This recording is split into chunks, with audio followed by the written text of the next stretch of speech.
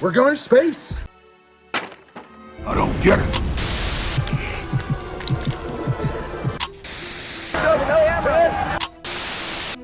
Hi, I'm Tom Savini, and you're about to watch Terror Reels. The best thing out of Pittsburgh since Clemente with the Pirates. Make them suffer. I laugh at their pain.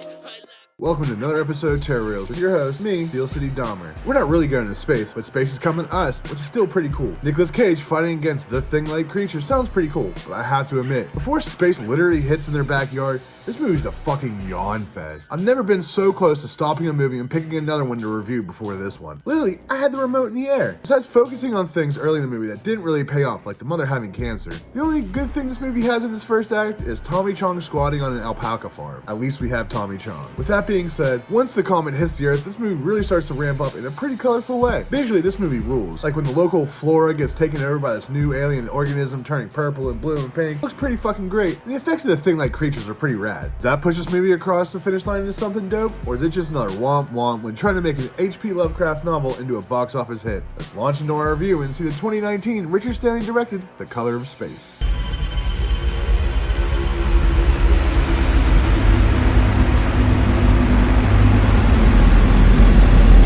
We open this movie with the witch of a daughter, Lavinia, played by Madeline Arthur, practicing some occultism in the woods. She's talking to the gods to help rid her dying mother of cancer. While she's busy talking to the gods, Ward, played by Elliot Knight, stumbles upon her while he's scouting out water of the land. Since he's a hydrologist in that, he's also rocking a Miskatonic University shirt, which is a fictional place in Arkham created by H.P. Lovecraft. I'm pretty sure Dr. Herbert West went there too. Anyways, she throws some witchy teenage angst bullshit his way, and this is where we meet the rest of the Gardner family on their alpaca farm. We have the mother, Teresa, played by Joey Richardson, their youngest son, Jack, played by Julian Hillard, Benny, played by Brendan Mayer, and the dad, Nathan, played by Nicolas Cage. There's even an old hippie squatter, Ezra, played by Tommy Chong. He just loves the local clean water supply, and nobody bothering him while getting high all day and listening to the ground. We sit down and have a family dinner of stew that wouldn't surprise you to learn that Nicolas Cage cooked up.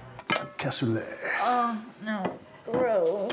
Later that night, Nathan and Teresa decide they're gonna fuck since they haven't had a chance to due to Teresa's cancer surgery. Nothing's gonna stop them, not their kids, not their alpacas, not even... I do like how Lavinia was reading a book of the law written by a real-life magician, Aleister Crowley, but was also reading the Necronomicon, one of the most influential and important horror authors ever, H.P. Lovecraft. But like always, Necronomicon won't save you here. They go out to investigate what shook the whole house and produce this pretty rad light show to find a meteor landing in their backyard. They're pretty fucking reckless with it. Nathan complains about the smell of this rock for the rest of his sanity during this movie. And this has a weird effect on Jack. Did you guys hear it? It sounded like a plane having an aneurysm. It wasn't a plane. He eventually snaps out of it and just says he has a headache and decides to sleep it off. Nathan has a similar plan, but it involves more bourbon. The next morning, the local sheriff and mayor show up, and Benny is straight playing with his meteorite, touching it, being all willy-nilly with it. This thing was glowing purple mere hours ago, and it came from space. Maybe you shouldn't be touching it without gloves. At the very least, it could be radioactive. Lavinia smirks, and I think she thinks the gods she spoke to are sending her a sign. But Nathan and Barry have some work to do, and they bring Ward along with them. They're gonna milk some alpacas. Oh, nice one, Dad. That's the weirdest shit in this whole fucking movie. The face of, oh yeah, I'm the goat of alpaca milk and shit. Pretty fucking startling, and some of Nicolas Cage's best acting to date. This is too much for Ward though, and Benny takes Ward and talks to Ezra. Ezra offers Ward some of the best coffee on earth, but Ward, being a hydrologist, notices that the water looks a little bit fucked up, and he says he'll look into it. But it has nothing to do with that rock from space crashing less than 50 yards away from you. A storm follows and puts on another decent light show.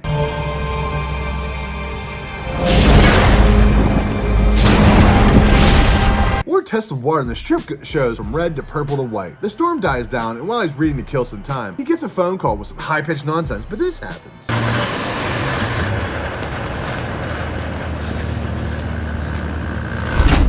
The next day, Nathan and Teresa go to check out the rock, but notices it's fucking gone. Where the fuck did this rock go? We also know that whatever organisms that the rock brought is starting to fuck with the local ecosystem.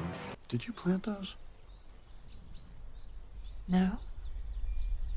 Maybe they're perennials? Nathan thinks that Teresa planted these, but doesn't even think that it could be because of this meteor. This is right around the time that the local news station rolls up and interviews Nathan about the meteorite that landed in his backyard. And yo, they do my boy dirty. who claims that an unidentified flying object landed in his UFO front yard witness? last night. You said UFO. I didn't say UFO. Typical news media drumming up bullshit and misquoting people just to get them views. While they're watching the interview on TV, Teresa is in the kitchen cooking up dinner, but she dazes out, maybe from the rock, maybe from her cancer, and she doesn't even notice she cuts 2 of her fingers off. UFO Baby? vanished before authorities were able to collect Dinner's ready. Nathan rushes her to the hospital. Don't worry, they attach her fingers back and everything is seemingly okay. But while the parents are still at the hospital, the kids are in charge. Benny puts the alpacas away, Lavinia cleans up a little bit, and Jack, well, he looks down the well.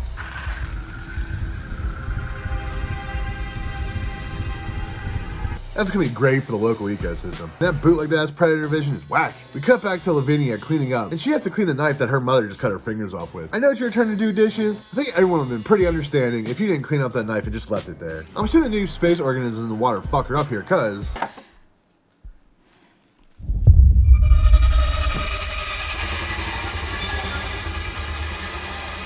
she gets another call from the high-pitched gargling nonsense and leaves the water overflowing the sink. She runs out and pukes in the toilet and never turns the sink off. You're gonna flood the whole house with alien shit. And Warren knocks on the door to tell them that their water's contaminated.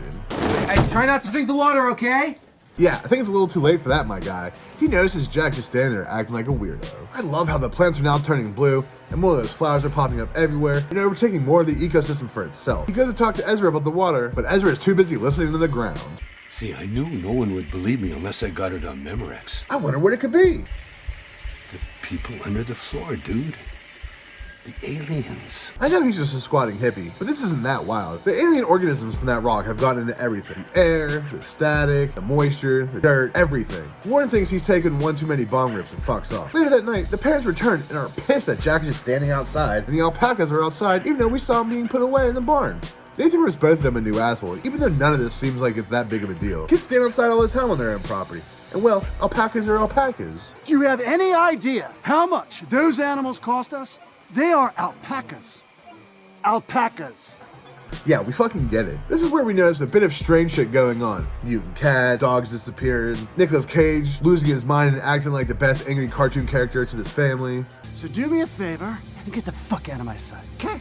No, actually, I'll save you the trouble and get the fuck out of yours. This really just comes up super goofy and not even angry to me, but it's enough to get Lavinia to want to get the fuck out of Dodge. While their pop just kind of rages and complains about that goddamn smell, we also notice a pretty wild rash growing on his arm. The next day, we find Nathan going to pick his supersized tomatoes in his pink, blue, and green tomato field. Oh shit, they got peaches too. Well, he bugs the fuck out when he goes to bite into them, because of course they taste like shit.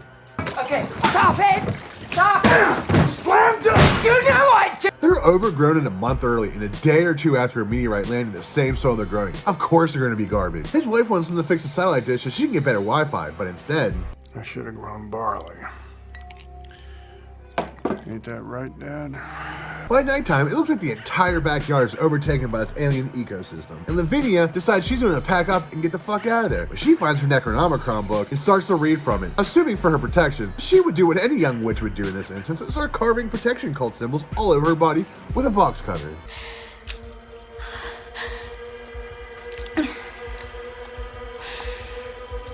That's not shit compared to what the two boys find going on in the barn. They understandably start running away from the creature as the light grabs out for them. But of course Jack falls, but luckily the mom was there to save him.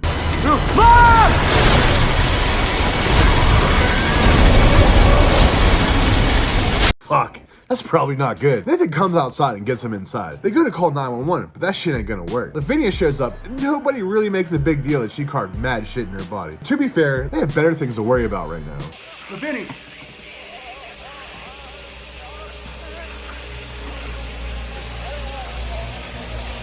Well, you should probably get him to the hospital, but I doubt they'll be able to do anything. But of course, this is a horror movie, so their car doesn't start. You cocksucker! You cocksucker! But at least we get this pretty sweet view of this alien ran backyard. Lavinia thinks that Teresa is absorbing her son back into her body, and boy oh boy does it look fucking excruciating. They figure that the sunlight is hurting them, and do the only thing they can think of, and this is stash him in the attic, which has a similarly large ass window in it. Thankfully, the window lets mad light in, and we get to see what's going on in greater detail.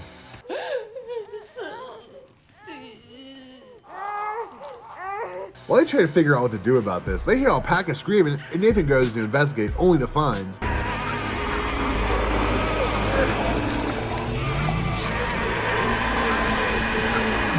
Are we in Antarctica? This looks damn near identical to the dog blob in John Carpenter's The Thing, but with alpacas. Nicolas Cage is the only logical thing here.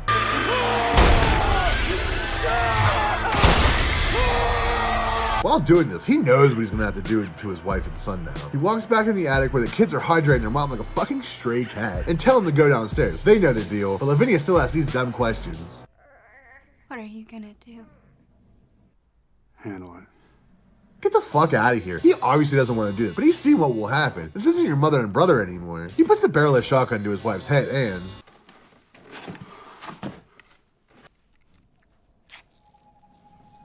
First, that's fucking gross. 2, you're prolonging the inevitable. They're both in agonizing pain as they merge into one weird-ass creature. Just fucking end him. Definitely don't kiss him, but I'm assuming this alien is controlling his brain into keeping them alive to take over the planet or whatever they're here to do. Since we've seen him drink more bourbon than water, maybe they're not in full control yet. We cut over to Ward talking to police and they have something to show him.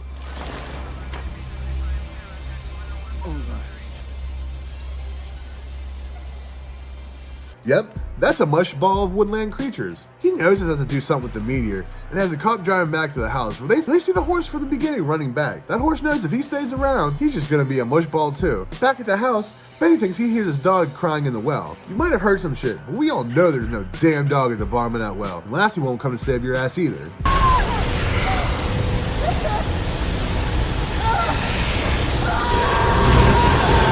The cops get to the house and find a maddened-ass Nathan watching TV with his family. She's right there.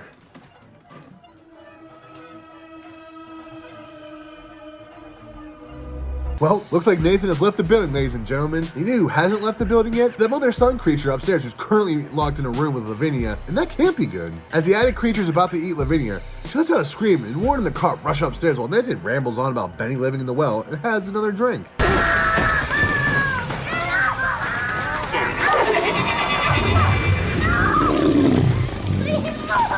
The cop raises his gun and...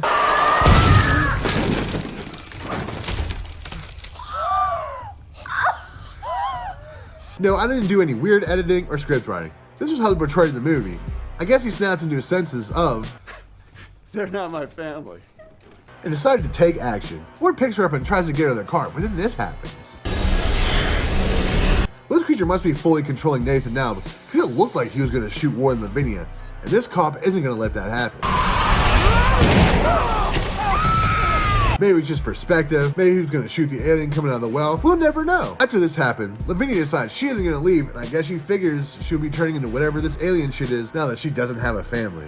Well, Ward and the cop go down to Ezra's place, and I bet you forgot about Ezra. Well, yeah, so did everyone else in this movie, except for the aliens.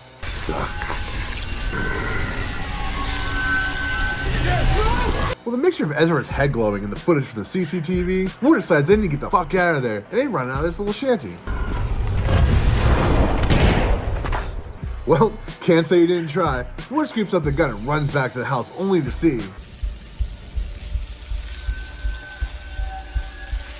Space has her now. She shows Ward their organism world before putting on the third light show in this movie.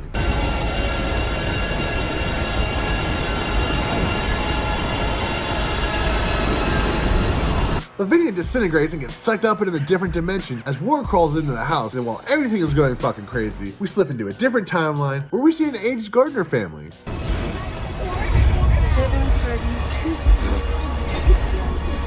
The alien merged in second timeline Gardner family, Nathan, gets up and fights with Ward a bit before Ward breaks free and runs into the cellar, locking the door behind him. And then...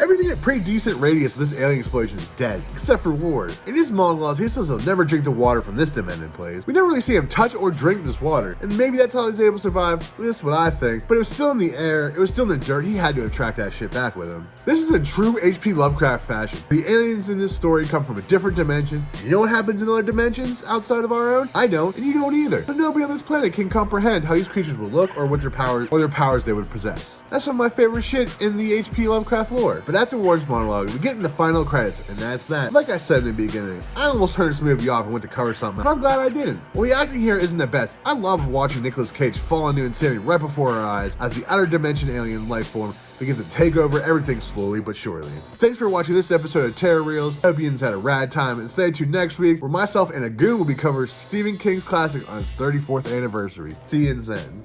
Terror Reels, Terror Reels. It's real, real terror.